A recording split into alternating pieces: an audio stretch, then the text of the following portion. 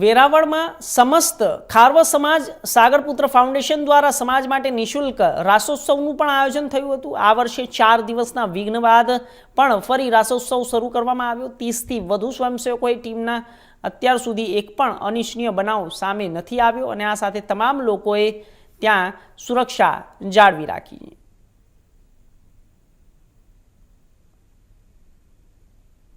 છેલ્લા 15 વર્ષથી ખારવા સમાજ સાગરપુત્ર ફાઉન્ડેશનના માધ્યમથી કેસીસી ગ્રાઉન્ડ અને ખારવા ક્રિકેટ ક્લબના ગ્રાઉન્ડ ઉપર ખારવા સમાજના માધ્યમથી આ સમગ્ર આયોજન જે સમગ્ર હિન્દુ સમાજ માટે થાય છે એના આજે 15મો વર્ષ પૂરો થયો છે અને હર્ષની લાગણી સાથે હું આપને દર્શાવું છું કે છેલ્લા 15 વર્ષથી ખારવા સમાજ શુલ્ક વગરની આ ગરબી કરે છે અને આજે જે તમે નજારો જોઈ રહ્યા છો એ સમગ્ર ગ્રામ સાગરપુત્ર ફાઉન્ડેશનના આંગણે હાજર છે એ અમારા માટે ખૂબ ગર્વની વાત છે। આ વર્ષે ખાસ વરસાદનો પણ વિલંબ હતો, પણ ખેલૈયાઓમાં કેવો છે? ખરેખર આ પ્રશ્નથી અમારું હૈયું ભરાઈ જાય છે। અમે આ એક્સપેક્ટ નહોતું કર્યું કે એટલા બધા લોકોના આશીર્વાદ અને એટલા બધા લોકોની લાગણી, એટલે કે ખાસ કરીને અમારી જે બહેનો છે, અમારી દીકરીઓ છે, જેની લાગણી આ ગ્રાઉન્ડ સાથે જોડાયેલી છે, જેને માતાજી પ્રત્યે અપાર શ્રદ્ધા છે અને સાગરપુત્ર ફાઉન્ડેશનના ગ્રાઉન્ડમાં રમવા માટે એ લોકો એટલા આતુર હોય છે। છેલ્લા 4 દિવસથી સતત વરસાદના વિઘ્ન હોવા છતાંય એ લોકોની સ્પિરિટમાં, એ લોકોની આતુરતામાં 1 ઇંચનો પણ ફેર નથી પડ્યો અને રોજના રોજ ભીનું ગ્રાઉન્ડ હતું ત્યારે પણ અમને લોકોને પૂછવામાં આવતું હતું કે ખરેખર આપણે ક્યારે ગરબી ચાલુ કરશું।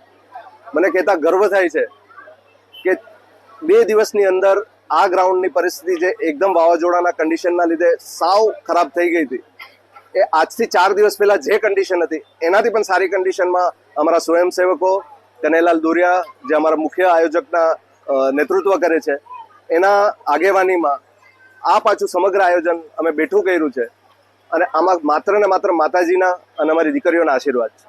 આજે અંધજન બહેનો પણ રાસ રમશે।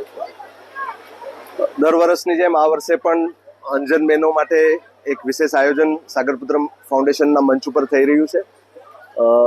અંધજન બહેનોની અંદર જે દેવીનો વાસ છે, અમારી એવી પ્રાર્થના છે માત્ર અમને નહીં પણ સમગ્ર ગામને, અને ખાસ કરીને આ ગામ જેના ઉપર આધારિત છે, મચ્છીનો ધંધો છે અમારો, એમાં એની સાથે જોડાયેલા અમારા માછીમાર ભાઈઓ અને અન્ય લોકોને એમના આશીર્વાદ માતાજીના માધ્યમથી મળે અને એમના માટે પણ અમે લોકો આપણે ગ્રામજનો કંઈ કરી શકીએ એવી લાગણી સાથે એમને અહીંયા બોલાવ્યા છે।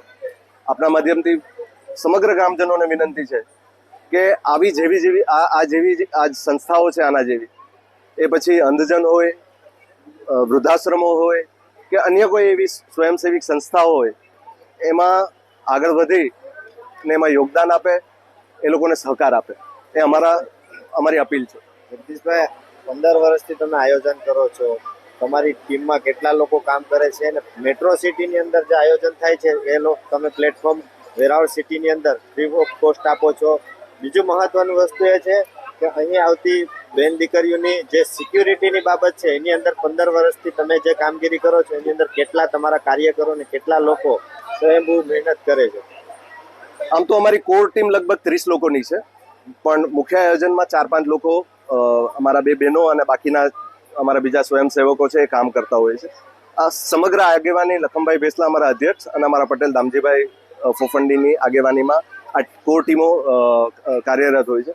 વર્ષોથી 15 વર્ષથી આ કોર ટીમને જે અનુભવ છે એના આધારે દર વર્ષે જે સુધારા લઈ આવવામાં, અન્ય બહારની જે મેટ્રો સિટીની ગરબી જોઈ અને એમાંથી સારો ઉતારો કરી અને અહીંયા જે ઇમ્પ્રુવમેન્ટ્સ કરવી, સાથે સાથે તમે અહીંયા જોયું હશે કે કપલ્સ માટે, બહેનો માટે અને ભાઈઓ માટે અલગ અલગ વિભાજિત એરિયાઓ અમે નક્કી કરેલા છે।